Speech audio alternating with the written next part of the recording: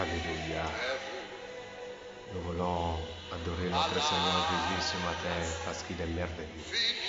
Nous voulons exalter son nom ce matin parce que c'est lui qui est le roi de gloire. Alléluia. Nous voulons passer un moment d'adoration, un moment de temps de gloire, un temps de louange et d'adoration. Parce que le Seigneur que nous servons est vivant. Il est le Seigneur des Seigneurs. Il est le combattant.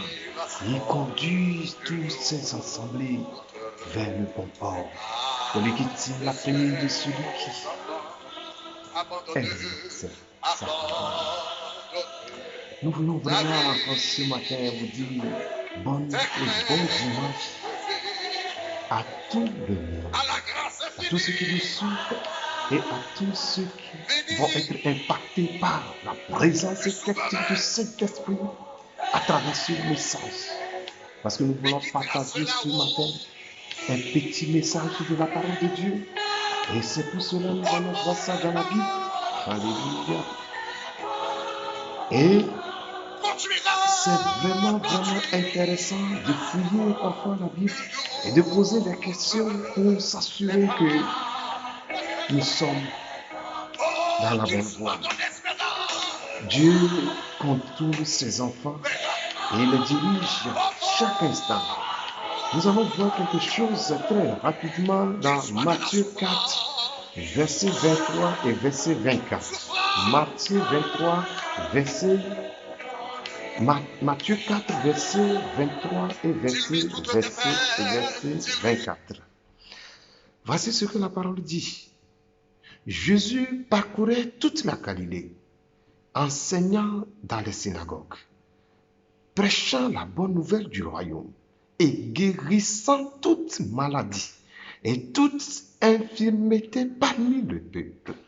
Sa renommée se répandit dans toute la Syrie et on lui amenait tous ceux qui souffraient de maladies et de douleurs de divers genres, des démoniaques, des lunatiques,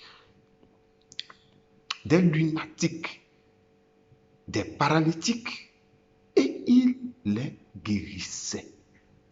Une grande foule le suivit de la Galilée, de la Décapole, de Jérusalem, de la Judée et d'au-delà du Jourdain.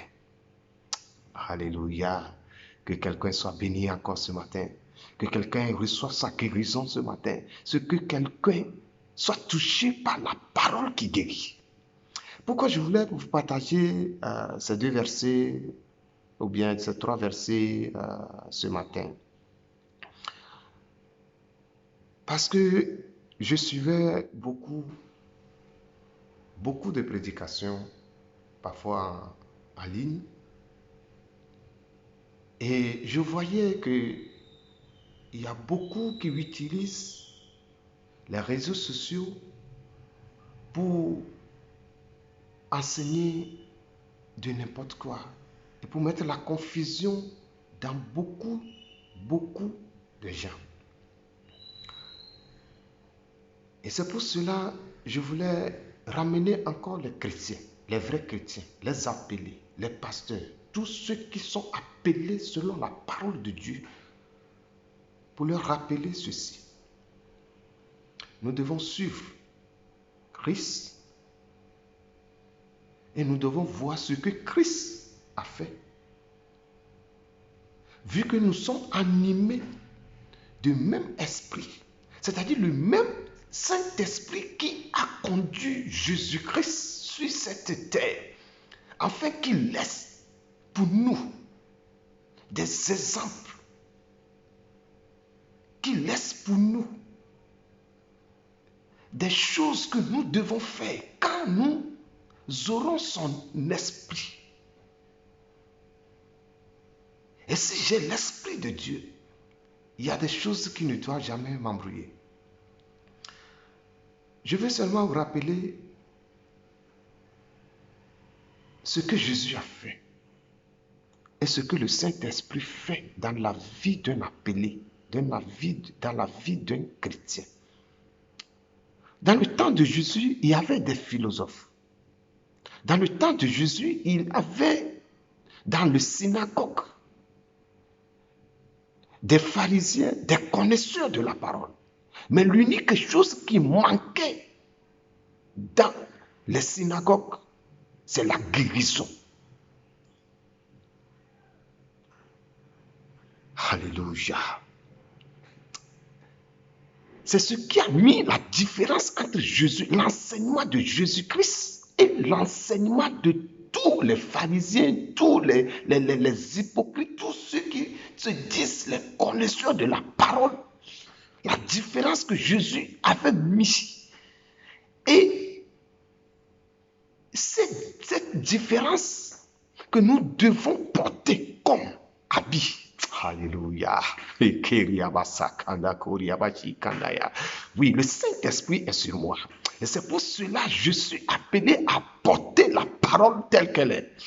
Voici ce que Jésus a fait pour pouvoir mettre la différence entre les autres religions par rapport à sa parole. La religion ne peut pas guérir. La guérison ne peut pas faire de miracle. La guérison ne peut pas faire de miracle. Mais la parole fait de miracles. Alléluia. C'est pour cela ceux qui enseignent la Bible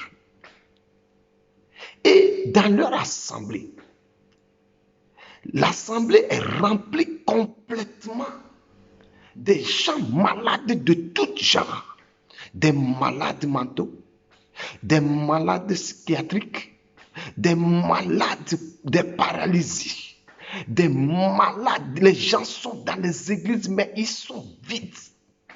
Et ils ne sentent même plus la présence de Dieu, car ils sont devant les faits de corruption, les faits de vol, les faits de quoi que ce soit.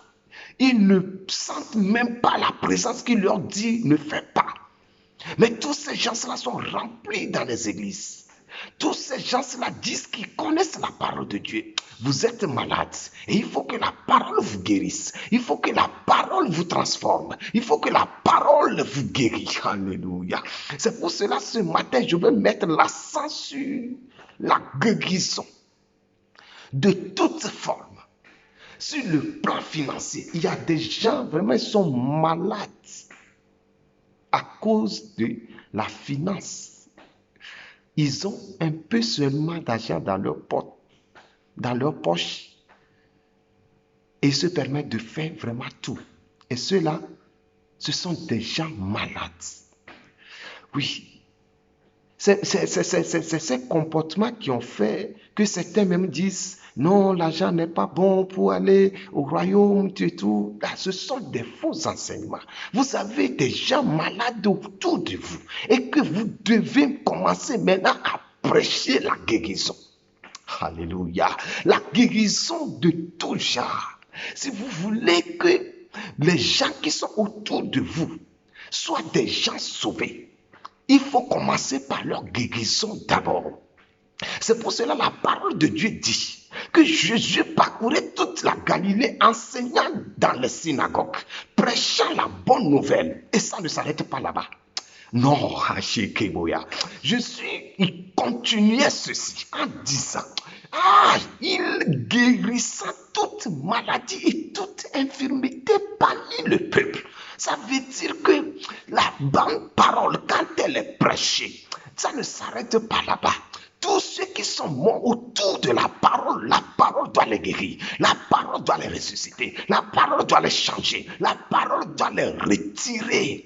Aïe. C'est pour cela que j'ai la ferme assurance, la conviction ce matin pour vous dire que nous ne pouvons pas prêcher la parole s'il n'y a pas de miracle qui l'accompagne. Si tu rentres dans la phase où tes prédications ne portent pas la guérison, tes prédications ne délivrent pas les gens, tes prédications, il n'y a pas de miracle qui l'accompagne, il faut te dire que tu es comme un Socrate. Oui, tu es comme le Socrate. Et tu as la philosophie, tu prêches la philosophie, tu rentres dans la religion. Mais pour un chrétien, quand il prêche la parole, s'il y a un paralytique, s'il y a quelqu'un qui a de problèmes sérieux, disons la maladie de l'âme, la maladie du corps, la maladie sur tous les plans, plans financiers, plans sociaux, parce qu'il y a certains qui n'arrivent même pas à rester dans la société. Ce sont des gens vraiment qui sont animés des esprits pour marcher sur ses frères et tout dominer d'une manière médiocre. Et tous ces gens-là sont autour de vous. Mais quand vous prêchez, quand vous portez la parole, et que la parole n'arrive pas à les guérir, mes amis, revoyons la manière de prêcher. Revoyons la parole telle qu'elle est. La parole dit, Jésus, quand il a prêché la bonne nouvelle, il y a des choses qui se sont produites. Et ces choses, il y a la guérison qui est fondamentale. Voici les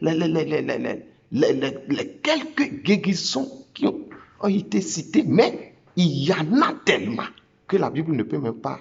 Okay. Ça veut dire que chaque fois que Jésus prêche la parole, il y a la guérison. Si toi tu prêches la parole, si toi tu pries et il n'y a pas la guérison, il faut te revoir, il faut chercher encore plus la face de Dieu, jusqu'à ce que le même esprit qui était sur Jésus-Christ, alléluia, mais je vais porter même cette parole sur le plan national. La parole me dit dans 2 Chroniques 7, verset 14, que le peuple sur qui est invoqué mon nom, s'il s'humilie, s'il prie, je guérirai votre pays. Alors, si la parole peut guérir le pays, pourquoi nos pays souffrent? C'est parce que nous, les chrétiens, parce que nous, les appelés, parce que nous, les enfants de Dieu, nous ne croyons même pas à Dieu que nous servons. La parole de Dieu me dit que si le peuple sur qui est invoqué le nom, s'il s'humilie, s'il prie, s'il abandonne ses mauvaises voies, moi je guérirai leur pays. Ça veut dire que la terre même va reproduire des choses merveilleuses. Les choses vont changer dans nos pays. La terre sur laquelle nous marchons, et parfois surtout ceux qui sont dans le milieu agricole, surtout en Afrique, l'agriculture est tellement médiocre. Je peux même vous dire que c'est parce que nos terres sont malades. Mais si nous prions et que nous décrétons à Dieu la guérison de nos pays, la corruption va s'arrêter. La guérison de nos pays, la terre va produire les bons fruits. La guérison de nos pays, nos gouvernements vont changer. La terre va produire des meilleurs fruits. Les productions sur le plan naturel, des meilleurs fruits. Je crois à cela. Et c'est pour cela, je voulais dire à quelqu'un ce matin, si tu es malade, prends ce verset et dis à Jésus-Christ, si le même esprit qui était sur toi, qui a fait que tu as guéri toute douleur, alléluia, toute douleur, des divers genres de maladies, de souffrances, quelle qu'en soit sa forme, je prie maintenant que tu reçois la guérison là où tu es. Je prie maintenant que tous ceux qui écouteront cette parole reçoivent la guérison, reçoivent la guérison, reçoivent la guérison, reçoivent la guérison, reçoivent la guérison. Au nom de Jésus, que Dieu vous bénisse. Amen.